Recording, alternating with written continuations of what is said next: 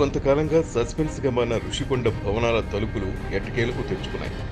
మాజీ మంత్రి గంట తమ పార్టీ నేతలతో కలిసి భవనాలను సందర్శించారు.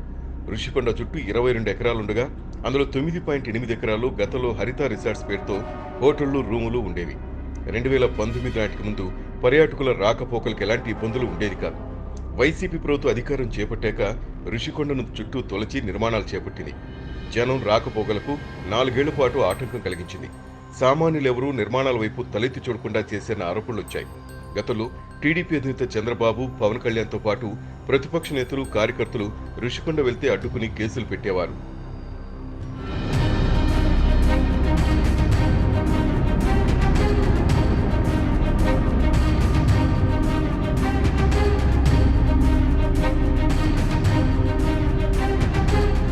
ఏపీ టూరిజం డెవలప్మెంట్ కార్పొరేషన్కు అప్పటి ప్రభుత్వం ఈ నిర్మాణ బాధ్యతలు అప్పగించింది.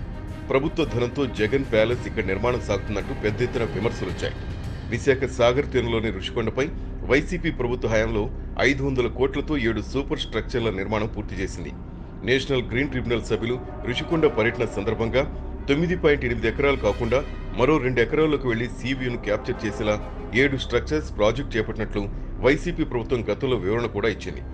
ఋషికొండపై ప్రభుత్వం నిర్మించింది ప్రభుత్వ భవనాలే అని అప్పుడు అధికారంలో ఉన్న మంత్రులు స్పష్టం చేశారు. ఋషికొండలో ఆల్రెడీ హరిత రిసార్ట్స్ అని చాలా పాతవి ఉండేవి.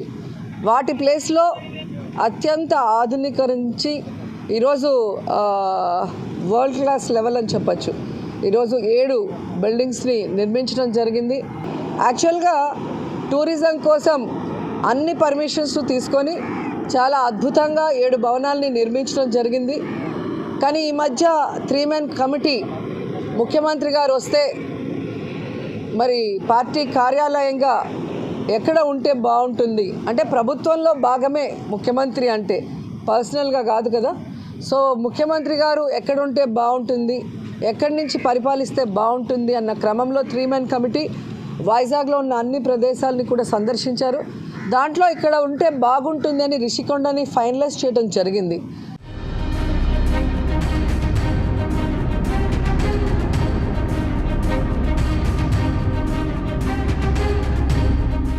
ఋషికొండ నిర్మాణాలపై అనేక విమర్శలు వచ్చాయి. కోర్టుల్లోనూ కేసులు జరిగాయి. ఇప్పుడు కొత్త ప్రభుత్వం కొలువు తీరింది. టీడీపీ నేత గంట పార్టీ నేతలతో కలిసి ఋషికొండ భవనాలను సందర్శించారు. కళ్లు చెదిరేలా భవనాల లోపల ఇంటీరియర్, ఆధునిక సదుపాయాలు ఉన్నాయి. మొత్తం 61 ఎకరాల ఋషికొండ విస్తీర్ణంలో 9.8 ఎకరాల్లో 7 బ్లాకులుగా ఈ భవనాలను నిర్మించారు. ఈ నిర్మాణాల్లో కోట్ల రూపాయలు విలువ చేసే గ్రానైట్, మార్బుల్, ఫర్నిచర్, అత్యాధునిక పరికరాలను వినియోగించారు. బాత్రూమ్ నిర్మాణానికి కోట్లు ఖర్చు చేశారని, అందులో ఏర్పాటు చేసిన విలాసవంతమైన బాత్ టబ్ ఖరీదే 26 లక్షలని టీడీపీ ఆరోపిస్తోంది.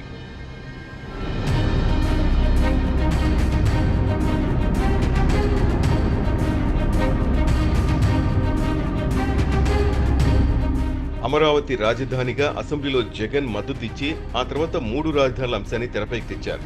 పచ్చటి ఋషికొండకు మాజీ సీఎం జగన్ బోడిగుండు కొట్టారని టీడీపీ నేతలు ఆరోపిస్తున్నారు. దేశంలో ఇంత వివాదాస్పద భవనాలు ఎక్కడా కట్టలేదని, అత్యంత రహస్యంగా వీటిని నిర్మించారని అంటున్నారు. లాభాల్లో ఉన్న టూరిజం భవనాలు కూల్చి రాజభవనాలు నిర్మించారని, ప్రజా వేదికకు అనుమతులు లేవని మాజీ సీఎం జగన్ సర్కార్ కూల్చివేసింది. మరి ఋషికొండకు ఏం అనుమతులు ఉన్నాయని కట్టారని విమర్శిస్తున్నారు. కోర్టుకు కూడా తప్పుడు సమాచారం ఇచ్చారని, సద్దాం హుస్సేన్, గాలి జనార్దన్ రెడ్డి భవనాల మించి ప్రజాధనంతో వీటిని కట్టారని ఆరోపిస్తున్నారు. ఆ రోజు ప్రజావేదిక కూల్చివేసినప్పుడు ఆయన చెప్పిన కారణం ఏంటో ఒకసారి మీరు గుర్తు చేసుకోండి. ఆ ప్రజావేదికకి అనుమతులు లేవు, అనుమతులు కూడా చట్ట విరుద్ధంగా ఇచ్చారు. అది ఏదైతే ఆ రివర్ ఉందో, కృష్ణా రివరు, ఆ రివర్ దీనికి సంబంధించి ఆ వాటర్ లెవెల్కి సంబంధించి ఇవన్నీ కూడా కొన్ని అనుమతులు పొందలేదు, కాబట్టి దీన్ని కూల్చేస్తున్నాం అని చెప్పని ఈ ప్రపంచంలోనే మొట్టమొదటిసారిగా ప్రభుత్వ భవనాన్ని ప్రభుత్వమే కూల్చివేయటం. మరి ఆ రోజు అనుమతులు లేవని చెప్పిన దాన్ని కూల్చేస్తే మరి ఈరోజు ఈ రాజమహల్కి ఏ అనుమతులు ఉన్నాయని ఒకసారి అందరూ ఆలోచించాల్సిన అవసరం ఉంది. గ్రీన్ ట్రిబ్యునల్ దగ్గర నుంచి అన్ని దీనికి అనుమతులు ఎక్కడా కూడా లేవని చెప్పి ఎన్నోసార్లు చెప్పారు. మీరు కూడా చూసారు లోపలంతా ఒక్కొక్క హాల్ కానీ, లేకపోతే కింద మార్బుల్స్ కానీ, లేకపోతే శానిటరీ ఫిట్టింగ్స్ కానీ, ఫర్నిచర్ కానీ, ఇవన్నీ కూడా పూర్వకాలంలో మనం సద్దాం హుస్సేను, అలాగే మనం బెంగళూరులో బళ్ళారి గాలి జనార్దన్ రెడ్డి గారు, ఇటువంటి కొన్ని మనం టీవీల్లో, పేపర్లో, వీడియోల్లో చూసేవాళ్ళం. మరి వాటిని తలదన్నే విధంగా మళ్ళీ ఇందులో కూడా ఒక్కొక్క హాల్స్ కూడా ఎంతెంత విశాలంగా ఉన్నాయో ఏ విధంగా ఉన్నాయో ఓకే రైట్, డెఫినెట్గా కొన్ని ప్రభుత్వ కార్యాలయాలు స్పేషియస్ కడతారు. కానీ ఇంత వివాదాస్పదం చేసి ఇంత లగ్జరియస్గా 500 కోట్ల రూపాయలు వెచ్చించి దీన్ని ఈ విధంగా చేయటం ఒక జగన్మోహన్ రెడ్డి గారికి చెల్లింది.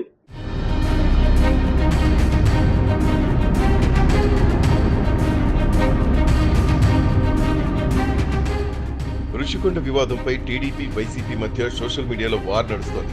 ట్విట్టర్ వేదికగా విమర్శనాస్త్రాలు సంధించుకుంటున్నారు.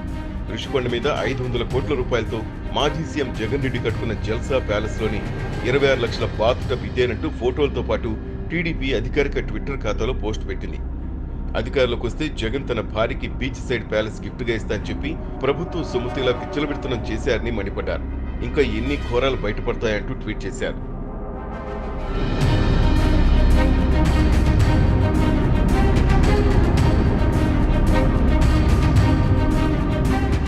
టీడీపీ ట్వీట్ కు వైసీపీ కౌంటర్ ఇచ్చింది.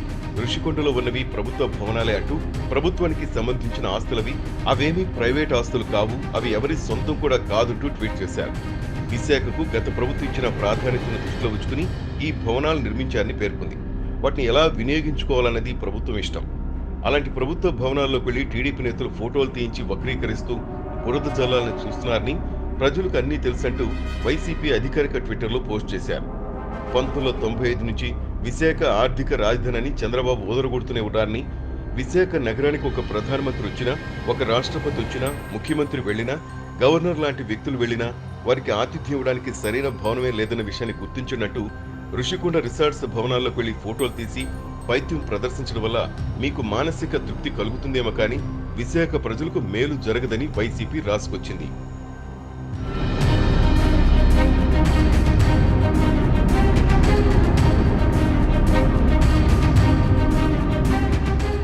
వైసీపీ ట్వీట్ కు టీడీపీ మళ్లీ రీట్వీట్ చేసింది. అవి రాష్ట్రపతి, ప్రధాని కోసం కట్టిన భవనాలైతే ఇన్నాళ్లు ముళ్ల కంచెలు ఎందుకు పెట్టారని, ఎందుకు ప్రజలకు దూరంగా దాచిపెట్టారని ప్రశ్నించింది. ఎందుకు కోర్టుల్ని సైతం మరుగుపెట్టారంటూ టీడీపీ నిలదీసింది. ఇన్ని రోజులు టూరిజం భవనాలని చెప్పి ఇప్పుడు దొరికిపోయాక రాష్ట్రపతి భవనం, ప్రధానమంత్రి భవనం అని కథలు ఎందుకు చెప్తున్నారంటూ దుయ్యబట్టింది.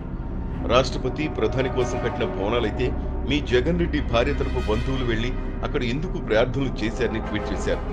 చంద్రబాబు విశాఖ ఏం చేశారో ప్రజలకు తెలుసని, మీరు ఇంత ప్రమాదకరం కూడా విశాఖ ప్రజలకు తెలుసని, అందుకే మీ సైకోలని విశాఖ ప్రజలు ఒక్కసారి కూడా గెలిపించలేదంటూ టీడీపీ ధ్వజమెత్తింది.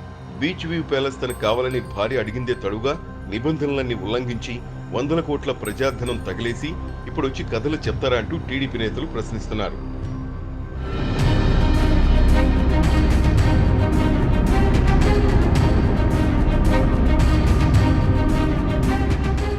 టీడీపీ కూటమి ప్రభుత్వం అధికారంలోకి రావడంలో రుషికొండ భవనాలు ఏం చేయబోతుందనేది ఆసక్తికరంగా మారుతుంది.